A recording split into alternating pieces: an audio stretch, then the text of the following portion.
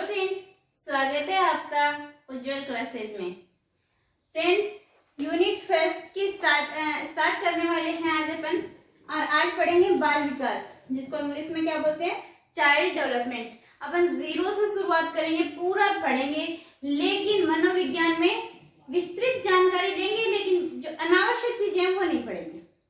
तो चलिए स्टार्ट करते हैं।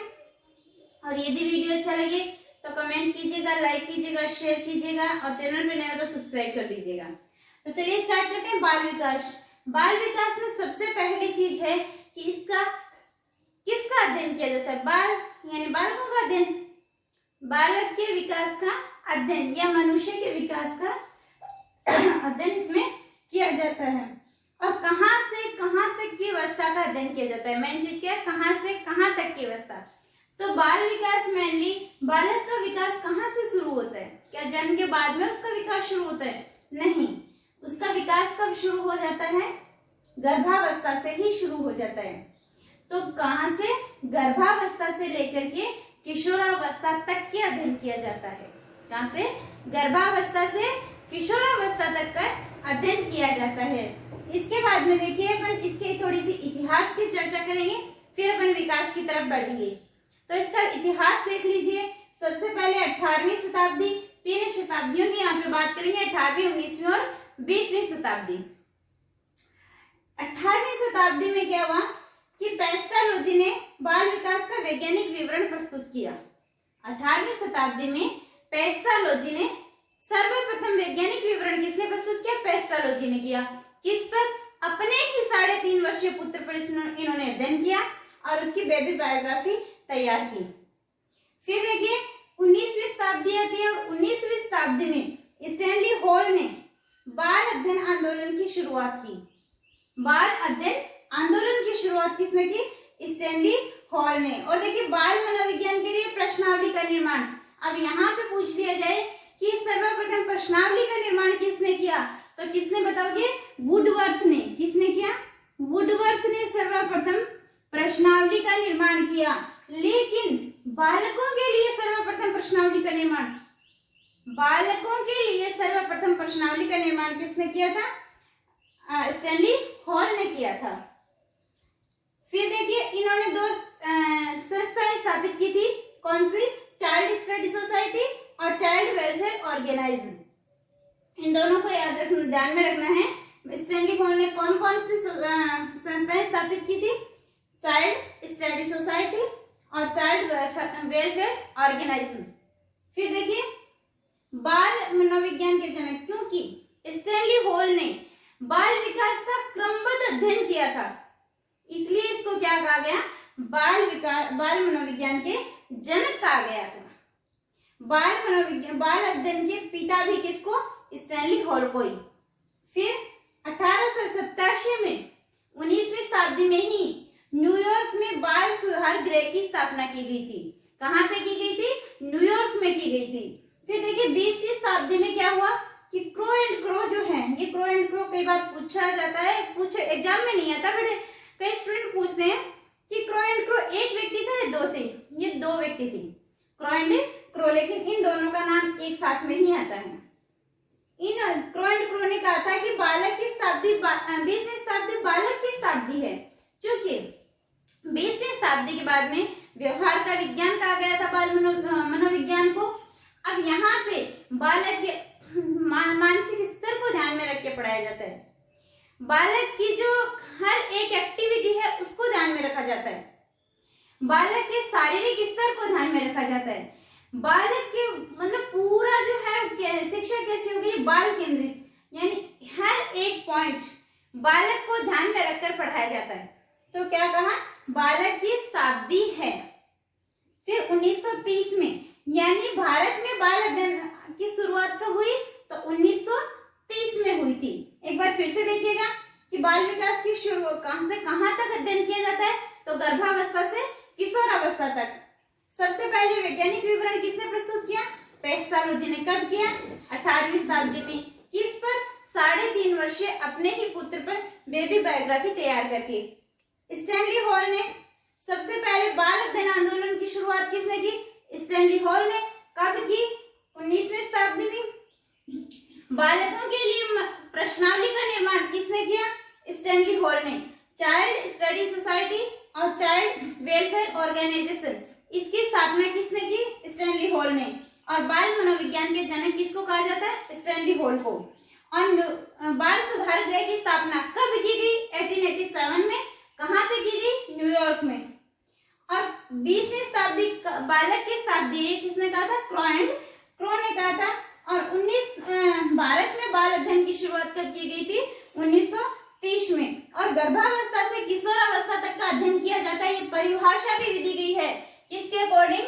बरक के अकॉर्डिंग। बरक ने ये परिभाषा भी दी है कि किशोरावस्था बाल विकास में गर्भावस्था से लेकर के किशोरावस्था तक का अध्ययन किया जाता है। तो इसमें से कई बार क्वेश्चन पूछे जाते हैं, कई क्वेश्चन पूछे भी जा चुके हैं। तो अब आगे देखते हैं अपन अभिवृद्धि और विकास को। अब अपन बात करते हैं अभिवृद्धि और विकास की। अभिवृद्धि कह दो या वृद्धि कह दो, एक ही बात है। मनोवैज्ञानिक भाषा में इसको क्या कहेंगे? अभिवृद्धि। तो अभिवृद्धि और विकास, इसमें देखिए 4 परिवर्तन होते हैं, 4 क्षेत्र होते हैं अपने मानव विकास के। कौन कौन से? शारीरिक, मानसिक, सामाजिक और संवेगात्मक। 4 क्षेत्र में, इन चारों में परिवर्तन तो क्या कहलाता है? विकास। ये चारों जिसमें सम्मिलित हो वो क्या है? विकास। विकास में चारों आएंगे। लेकिन अभिवृद्धि का क्षेत्र कितना है? ये शारीरिक, सिर्फ ये क्या है? अभिवृद्धि है। क्या है? अभिवृद्धि है। तो इससे अपन समझ सकते हैं सारी विशेषताएं। देखिए, विकास जो है व्यापक है, लेकिन अभिवृद्धि का अर्थ क्या है? संकुचित है।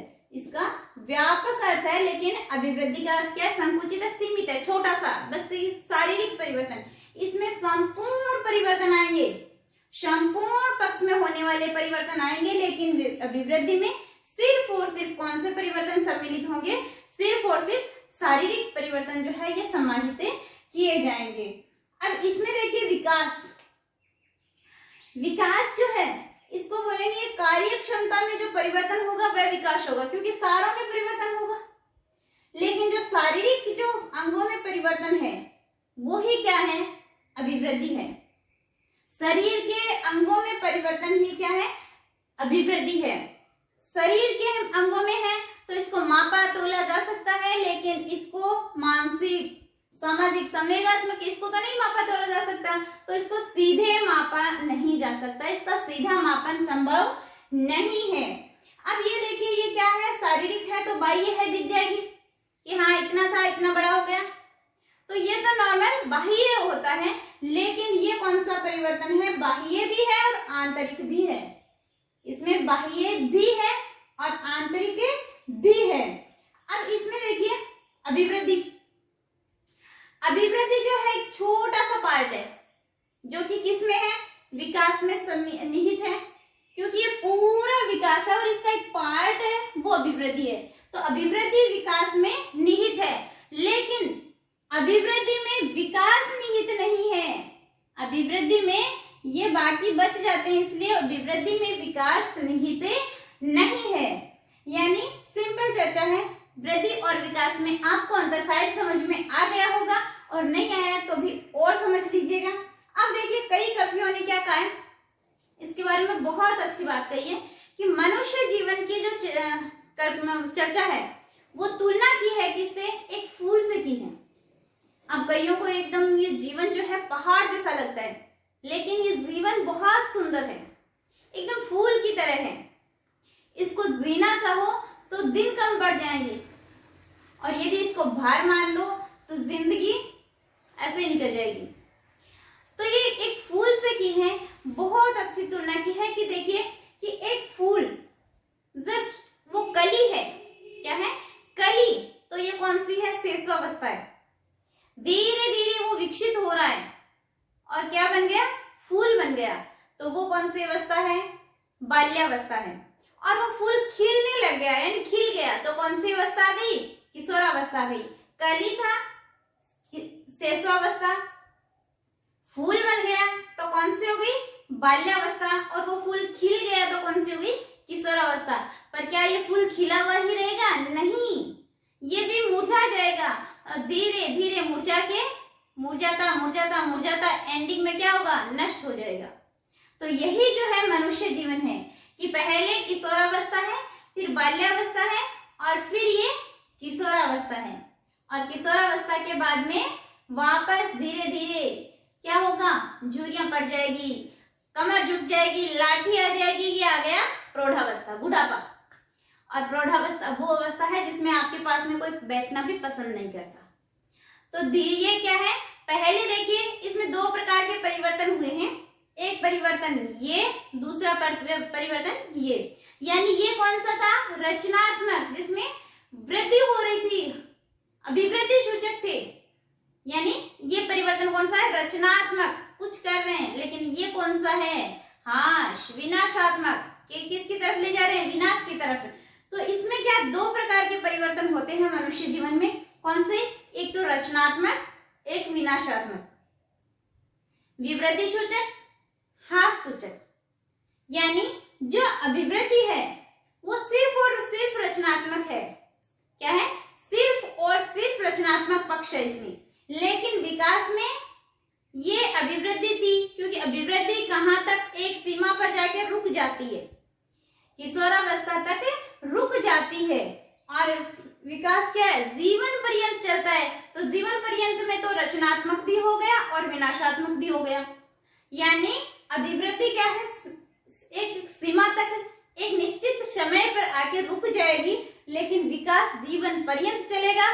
तो अभिवृद्धि में रचनात्मक परिवर्तन और विकास में रचनात्मक प्लस विनाशात्मक परिवर्तन दोनों सम्मिलित होंगे।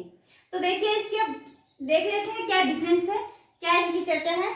देखिए अभिवृद्धि क्या है, केवल शारीरिक पक्ष में होती है, केवल शारीरिक पक्ष में होने वाला परिवर्तन क्या है, अभिवृद्धि है, और संपूर्ण पक्ष में होने वाला परिवर्तन क्या है, विकास है। इसके बाद में लंबाई, चौड़ाई, भार, इनमें परिवर्तन है तो वो क्या है, अभिवृद्धि, और कार्य क्षमता में वृद्धि हो रही है तो वो क्या है, विकास है। कार्य क्षमता में वृद्धि हो रही है, विकास, लंबाई, चौड़ाई, भार, इनमें वृद्धि हो रही है तो क्या है, अभिवृद्धि। वृद्धि का अर्थ जो है वो संकुचित है, विकास का अर्थ व्यापक है, क्या है, व्यापक अर्थ है। अभिवृद्धि का स्वरूप बाह्य है, देखा जा सकता है, लेकिन विकास का स्वरूप बाह्य व आंतरिक दोनों है। इसके बाद में अभिवृद्धि को मापा तोला जा सकता है, यस, लंबाई है इतनी फीट लंबाई है, चौड़ाई है कितनी चौड़ाई है, नाप सकते हैं, भार है इसको तोल सकते हैं, तो इसको नापा तोला जा सकता है, लेकिन विकास का सीधा मापन संभव नहीं है। ऐसे बता सकते हैं क्या कि ये इतना किलो सामाजिक है, इस बच्चे में इतनी किलो संवेगात्मक जो वृद्धि है वो हुई है, तो इसको सीधा मापन संभव नहीं है। फिर देखिए विकास जो है वो परिमाणात्मक और मात्रात्मक होता है, यानी माप सकते हैं तो ये क्या है, परिमाणात्मक है, मात्रात्मक है, या संख्यात्मक भी इसको बोल सकते हैं। लेकिन विकास क्या है, परिमाणात्मक भी है और गुणात्मक भी है, परिमाणात्मक भी है और गुणात्मक भी है, दोनों इसमें पक्ष सम्मिलित है। वृद्धि जो है वो रचनात्मक परिवर्तन है, सिर्फ यहां तक ये क्या है, वृद्धि है, लेकिन विकास रचनात्मक और विवृद्धि सूचक है, रचनात्मक भी है और विनाशात्मक भी है, क्या है, रचनात्मक भी है और विनाशात्मक परिवर्तन भी है। विनाशात्मक परिवर्तन, अभिवृद्धि सिर्फ रचनात्मक, विकास जो है वो रचनात्मक और विनाशात्मक। रचनात्मक है इसलिए क्या है, विवृद्धि सूचक है, इसमें वृद्धि होती है, लेकिन इसमें क्या होता है, विकास में वृद्धि भी और ह्रास भी। विकास में वृद्धि में विकास सम्मिलित नहीं है, देखिए वृद्धि इतना है तो इसमें विकास निहित नहीं है, लेकिन विकास में विवृद्धि निहित है, विकास में अभिवृद्धि भी निहित है। तो इसमें से ढेरों प्रश्न पूछे जा चुके हैं आज तक, जो अभी अपने इस क्लास में जो चर्चा की है इसमें से आज तक कई प्रश्न पूछे जा सकते हैं, पूछे जा चुके हैं। सिंपल क्वेश्चन पूछा गया था सिर्फ इनमें से कि मानव विकास का में कौन से पक्ष सम्मिलित हैं? तो शारीरिक, मानसिक, सामाजिक और संवेगात्मक। यानी इनमें से बहुत सारे प्रश्न पूछे जा चुके हैं। तो आई थिंक आपको ये चर्चा समझ में आ गई होगी। और यदि अच्छा लगा वीडियो तो कमेंट कीजिएगा, लाइक कीजिएगा, शेयर कीजिएगा और चैनल पे नए हो तो सब्सक्राइब कीजिएगा। Thank you friends. Next topic next video में।